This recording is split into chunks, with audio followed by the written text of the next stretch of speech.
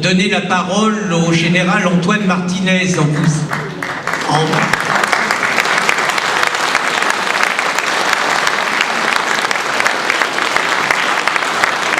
vous expliquant un petit peu l'histoire de cette rencontre et de sa présence, nous étions, vous savez qu'avec Christine Tazin, on fait un petit peu un tour de France militant, et nous étions à Béziers, invités par une association juive. Nous on accepte toutes les invitations, mais il n'y en a pas beaucoup qui nous invitent, mais enfin ceux qui nous invitent, on les accepte. Donc nous étions invités par une association juive à Béziers. Et là, il y a une personne qui n'était pas juive, par ailleurs, parce qu'il n'y avait pas que des juifs, il y a une personne qui n'était pas juive qui nous a dit « Mais est-ce que vous connaissez le général Martinez ?» J'avoue qu'à l'époque, j'avais jamais entendu parler, à ma grande honte, j'avais jamais entendu parler du général Martinez encore. Il m'a donné les coordonnées. J'ai commencé à lire ce qu'écrivait donc le général Antoine Martinez. Et je me suis dit, mais il dit des choses bien, cet homme-là, il pourrait écrire dans Riposte laïque. Donc on est rentré donc en contact très rapidement avec le général Martinez, et c'est vrai qu'il nous a paru intéressant dans le contexte de sauvons notre pays, sauvons notre culture, sauvons notre futur, d'avoir l'avis d'un général sur la situation du pays, sur la situation de l'armée, qu'il nous explique un petit peu comment l'armée voit les choses, et puis surtout il a souhaité intervenir sur le thème enseignement et leçons à retenir des attentats de 2015, et puis on est ravis d'avoir un général qui n'est pas en prison quand même.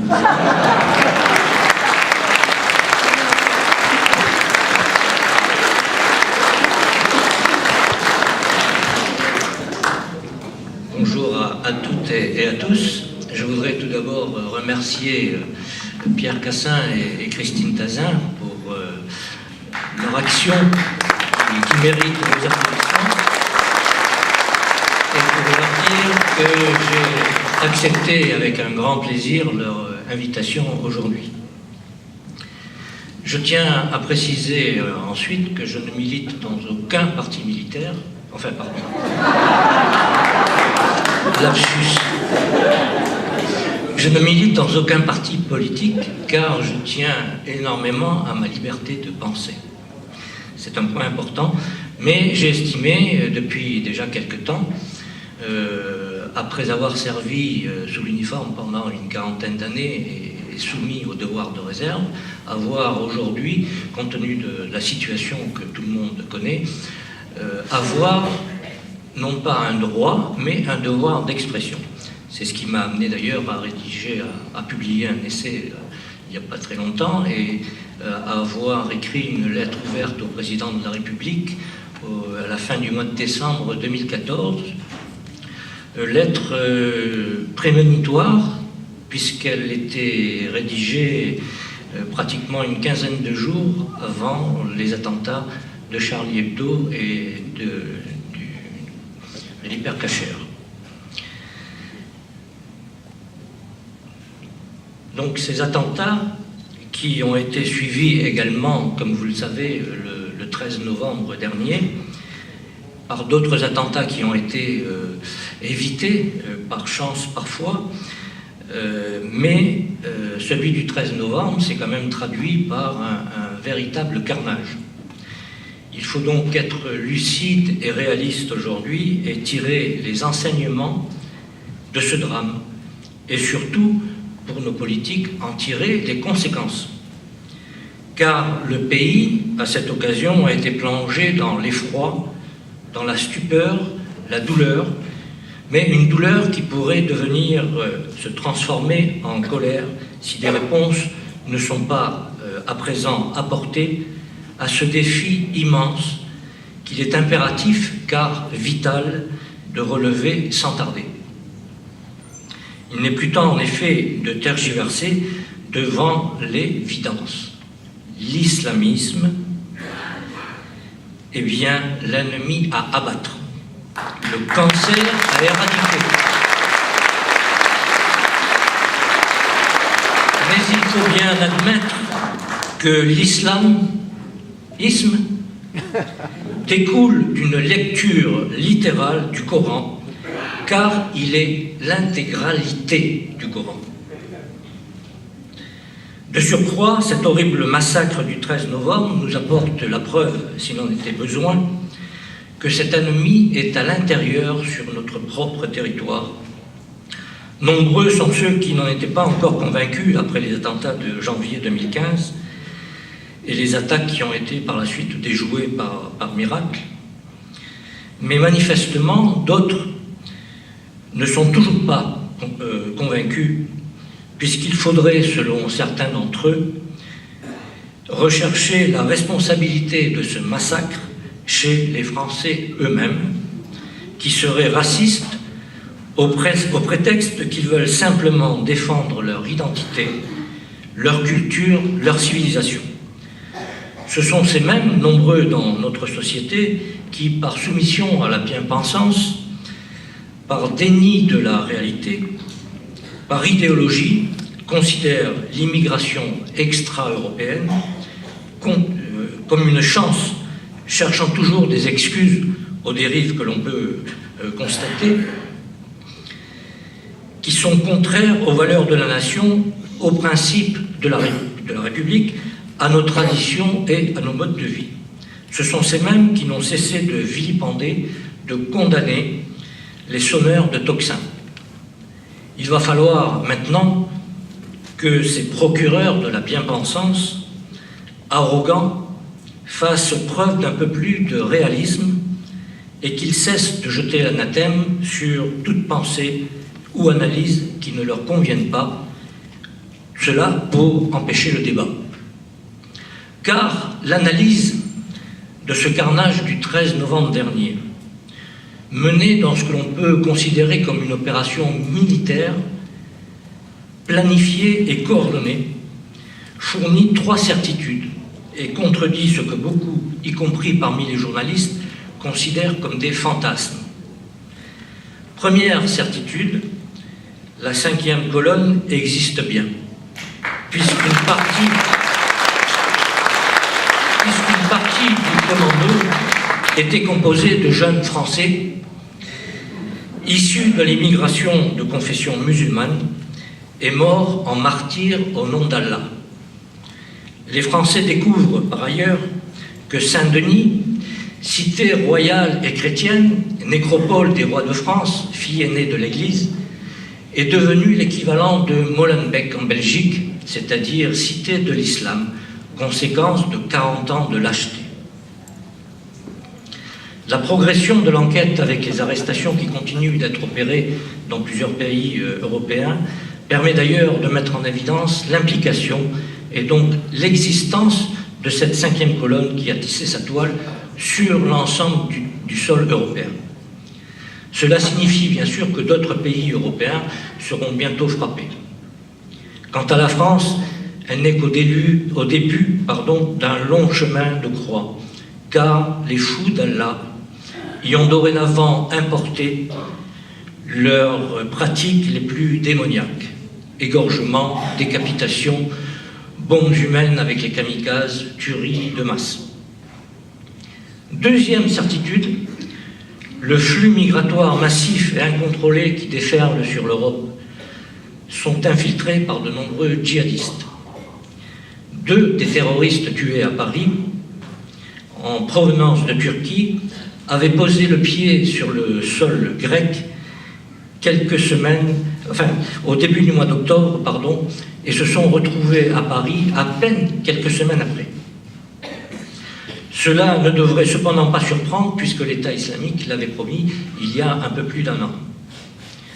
Mais chacun sait que ce dernier fait ce qu'il dit, sauf nos gouvernants ainsi que ceux qui dirigent l'Union européenne et qui restent impassibles devant ce flux continu de migrants, incapables de prendre la moindre décision face au chaos qui attend l'Europe.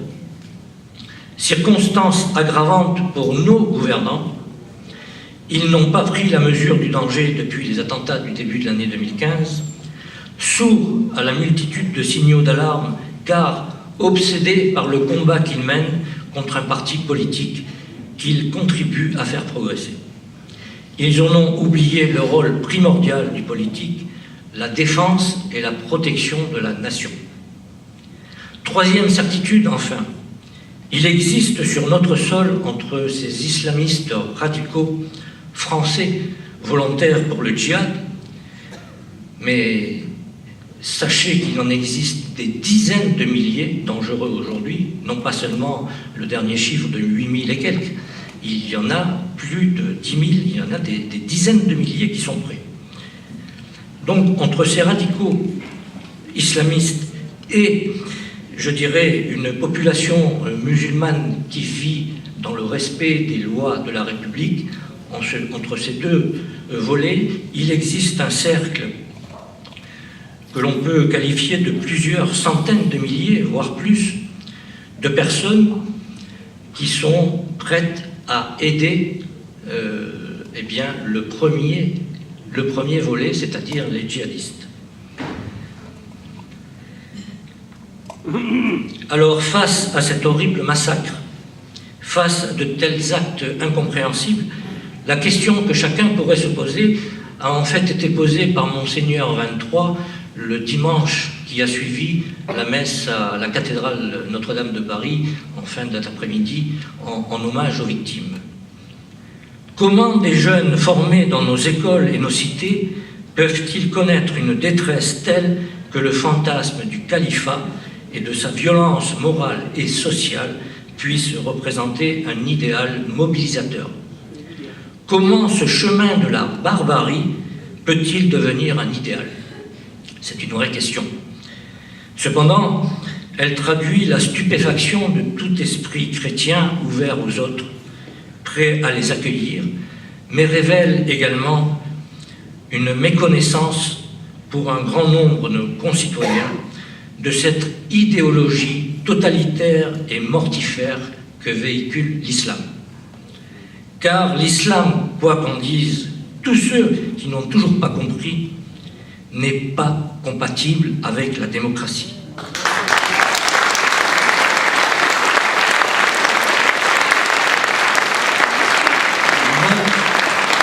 Non, monsieur le Premier ministre, l'islam n'est pas compatible avec la démocratie. Non, monsieur le ministre de l'Intérieur, l'islam n'est pas une belle religion, comme il l'a dit récemment. Non, monsieur Jack Lang, l'islam n'est pas une religion de paix et d'amour.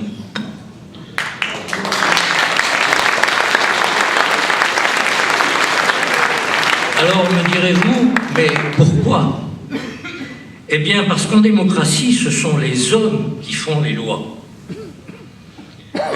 Ces dernières peuvent être modifiées au fil des ans en fonction de l'évolution de la société. En islam, c'est Dieu qui a fait les lois. Et ces dernières sont inscrites définitivement depuis plus d'un millénaire dans le Coran. Et il n'est donc pas permis aux hommes de les changer. Et ces lois qui ne séparent pas le pouvoir spirituel du pouvoir temporel régissent tous les domaines de la vie quotidienne. Par ailleurs, pour les croyants, les frontières n'existent pas. Ils ne connaissent que la communauté qui doit être réunie autour d'un califat. Et l'instauration de ce dernier est une obligation, ce qui justifie la violence, pour imposer partout. Il faut que le Dar el-Islam, la maison de la paix, c'est-à-dire là où règne l'islam, remplace le Dar el-Harb, la maison de la guerre, c'est-à-dire là où l'islam ne règne pas encore. Alors à ceux qui parlent d'islam modéré, on répondra qu'il n'existe pas d'islam modéré. L'islam est par essence violent. En revanche, il peut exister une pratique modérée de l'islam, qui est celle de musulmans intégrés, voire assimilés dans nos sociétés occidentales. Il y a donc au moins deux pratiques de cet islam.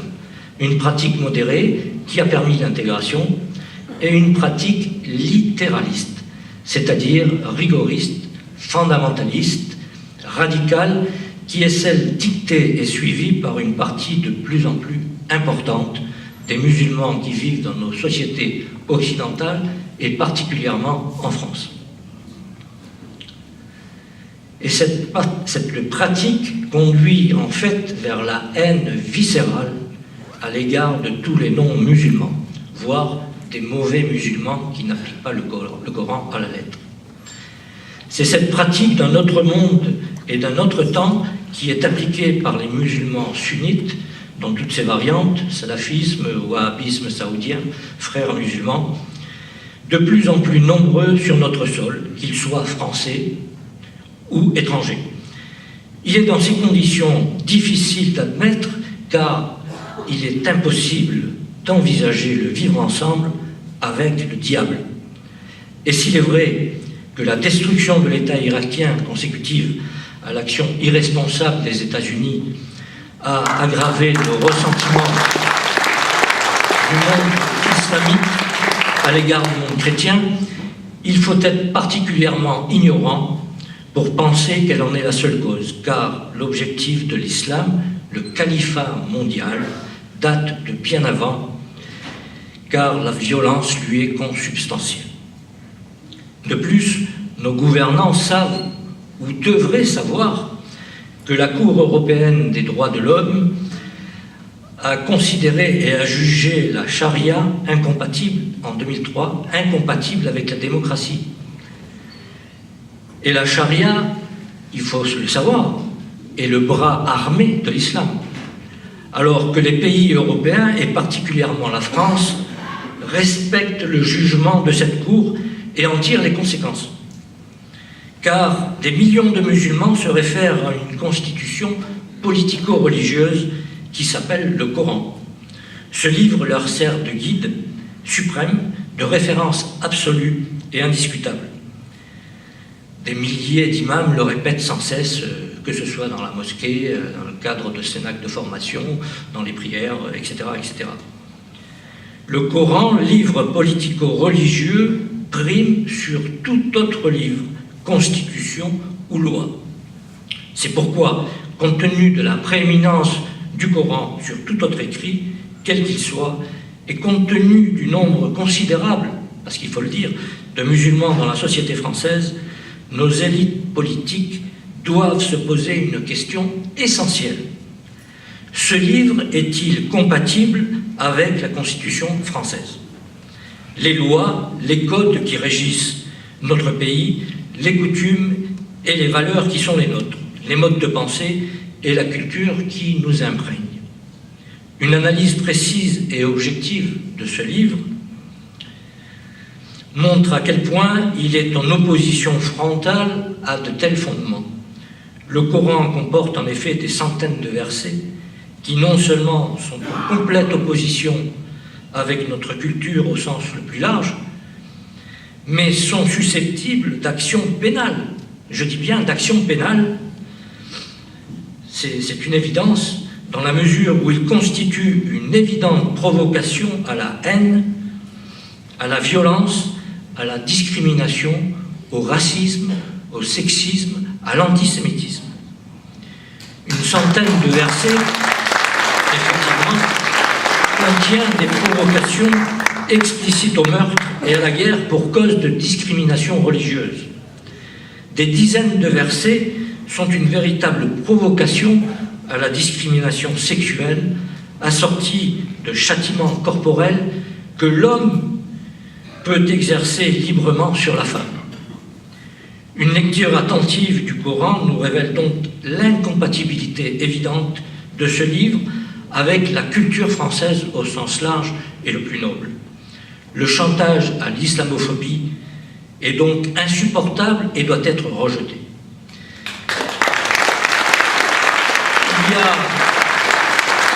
Il y a alors un véritable problème. Les musulmans connaissent tout ou une bonne partie du Coran. Ils le considèrent comme supérieur à tout et savent très bien que ce livre n'est pas compatible avec la société française dans laquelle ils vivent, alors que la quasi-totalité de nos élites politiques françaises n'a jamais ouvert un Coran, mais ne cesse d'affirmer doctement que ce livre qu'ils ne connaissent pas est en parfaite adéquation avec tout ce qui constitue notre pays aux racines chrétiennes. Monsieur Alain Juppé en est le plus bel exemple, puisqu'il il ne cesse d'affirmer son émerveillement pour le Coran après avoir révélé publiquement, il y a quelque temps, qu'il n'avait jamais ouvert ce livre. Et que dire de notre ministre de l'Intérieur, qui qualifie la religion de belle religion, qu'il ait osé affirmer que évoquer les racines chrétiennes de la France, c'est faire une relecture historique relatée de la France, qui a rendu la France peu à peu nauséeuse. Cela est indécent pour trois raisons. Trois raisons. C'est d'abord renier, voire nier les racines du peuple français et de cette France généreuse que nous aimons. C'est également ne pas avoir compris que c'est précisément la chrétienté qui a enfanté les droits de l'homme et la laïcité, en sachant séparer le pouvoir spirituel du pouvoir temporel. C'est enfin faire preuve de christianophobie en instaurant ou en favorisant l'instauration d'une christianophobie d'État, tout en flattant et en encourageant ceux qui, présents sur notre territoire, se réclament d'un islam conquérant. Le Coran ne se partage pas en un Coran modéré pour musulmans modérés et en un Coran violent, fondamentaliste pour les islamistes. Il est unique et il est valable pour tout musulman. D'ailleurs, un point essentiel devrait interpeller les responsables européens, non pas seulement français, mais européens. Dans tous les pays façonnés par l'islam, les non-musulmans sont au mieux discriminés et humiliés, au pire massacrés ou chassés. Et que ces pays musulmans soient en guerre ou pas, leurs peuples vivent pour la plus grande partie dans la misère. Mais cette dernière, il faut bien le dire, est la conséquence de leur culture qui les y maintient depuis plus d'un millénaire en les plongeant dans l'obscurantisme et la violence. Ils ont ainsi accumulé des siècles de frustration et de ressentiment à l'égard de l'Occident. Reconnaissons ici qu'au contraire, le christianisme a rendu possible l'instauration d'un espace politique autonome en Occident. Et s'il fallait trouver une seule explication au développement des nations occidentales, dont les racines plongent précisément dans le christianisme, c'est bien là qu'il conviendrait de chercher. C'est de cette tension permanente entre foi et raison qu'a jailli l'esprit de liberté qui a amené l'Occident au stade de développement qui est le sien aujourd'hui, tout ce qui a finalement cruellement manqué à certaines civilisations comme l'islam. Et qui les a maintenus et qui les maintient dans l'obscurantisme. Alors, me direz-vous, et je vous dirai, un sursaut est maintenant essentiel, non seulement nécessaire, mais obligatoire. Devant la menace, nos responsables politiques n'ont plus le choix. C'est pour eux le sursaut ou le suicide. C'est vrai pour la France, mais c'est également vrai pour l'Europe. On le voit bien avec cette invasion migratoire qui se déroule sous nos yeux, alors que l'Union européenne est incapable de défendre ses frontières et que ses dirigeants restent paralysés, impassibles devant le désastre et le chaos pourtant annoncés. Cette invasion constitue en réalité une attaque sans précédent des nations européennes, une attaque qui a été planifiée, visant dans une première étape la déstructuration en profondeur de nos sociétés et de leurs valeurs avec une arme redoutable, la démographie. La stratégie appliquée consiste à utiliser nos médias qui font l'opinion pour culpabiliser l'Europe et affaiblir sous la pression les capacités de réaction des dirigeants européens. Il n'y a que ces derniers, à l'exception de quelques-uns comme Viktor Orban, qui ne veulent pas le comprendre. Mais compte tenu de la situation aujourd'hui, sachez qu'il va y en avoir qui vont demander la régularisation de tous ces clandestins qui arrivent Et qui dit régularisation dit regroupement familial. À l'échelle de l'invasion subie en 2015, c'est un regroupement familial de l'ordre d'une dizaine de millions de personnes qui pourraient se produire en Europe dans les 3 ou 4 ans qui viennent. Il y a donc là quelque chose à faire.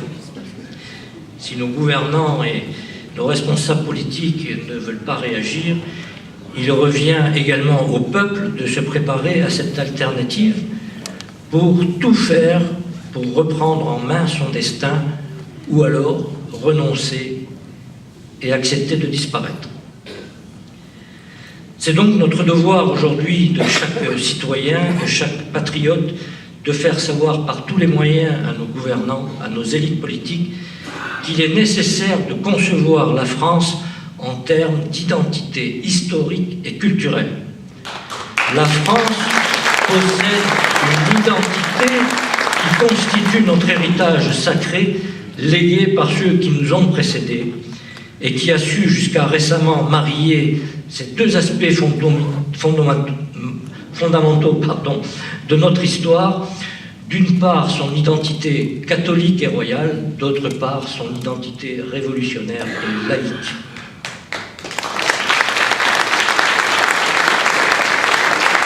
Il nous faut donc aujourd'hui avoir le courage de défendre cet héritage, et il y a maintenant urgence. Car une nation, un peuple, une culture qui se résigne à abdiquer son identité historique et spirituelle se condamne à disparaître purement et simplement. Alors, cela dit, nos gouvernants, je crois, n'ont pas tout à fait bien compris ce qui se passe et ne veulent pas tirer les conséquences de l'aveuglement et de la lâcheté de la gouvernance de la France depuis de nombreuses années maintenant. Comme l'a dit bien avant moi Jean Raspail, ils confondent la France et la République. Les valeurs républicaines se déclinent ainsi à l'infini, mais sans jamais de référence à la France. Or, la France est d'abord une patrie charnelle. En revanche, la République n'est qu'une forme de gouvernement et synonyme pour eux d'idéologie, idéologie majeure. Ainsi, les valeurs républicaines dont ils nous abreuvent aujourd'hui ne suffisent pas à penser la France.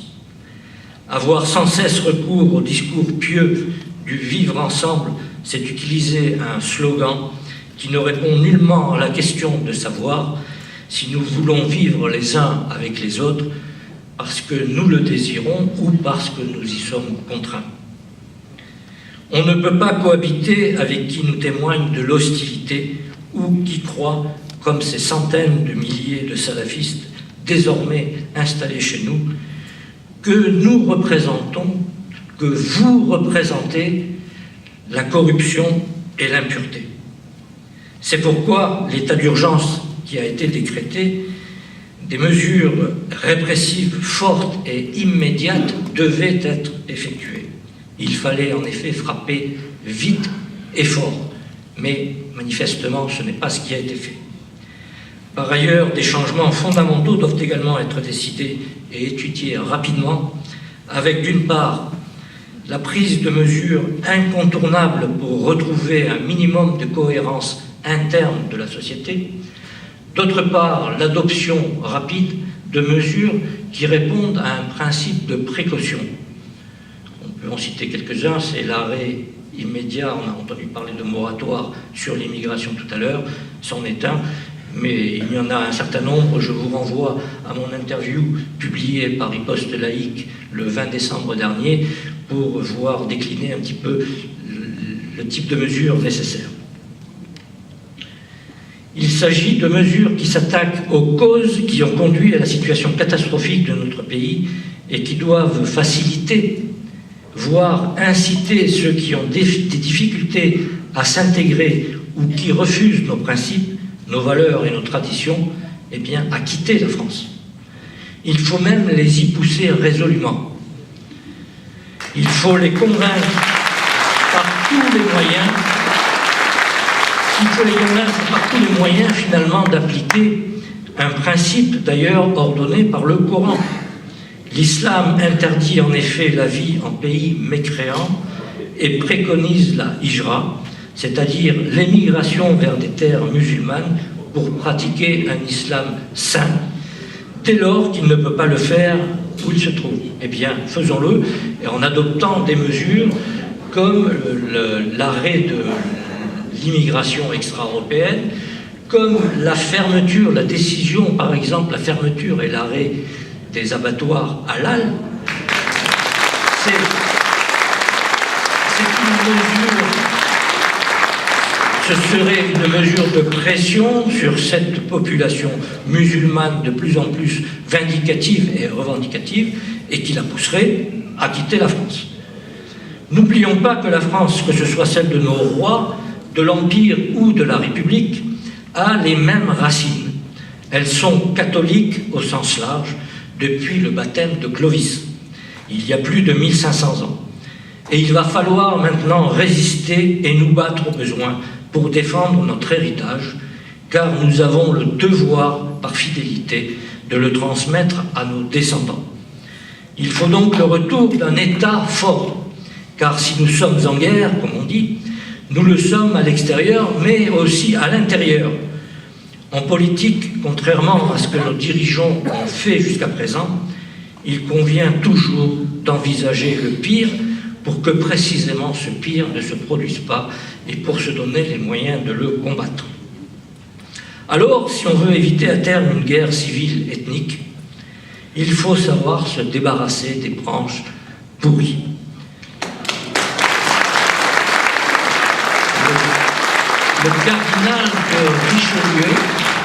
Le cardinal de Richelieu affirmait que la politique consiste à rendre possible ce qui est nécessaire. Sage parole. Et ce qui est nécessaire aujourd'hui, c'est de réaffirmer notre identité, de stopper l'islamisation criminelle de la France, rétablir les principes d'intégration et d'assimilation qui ont fait la France, seul principe capable de garantir l'existence de la nation, ranimer la confiance et la foi du peuple en son avenir, lui rendre sa fierté au lieu de le pousser à la haine de soi totalement injustifiée, et rendre sa grandeur à cette France charnelle que nous aimons. Je vous remercie.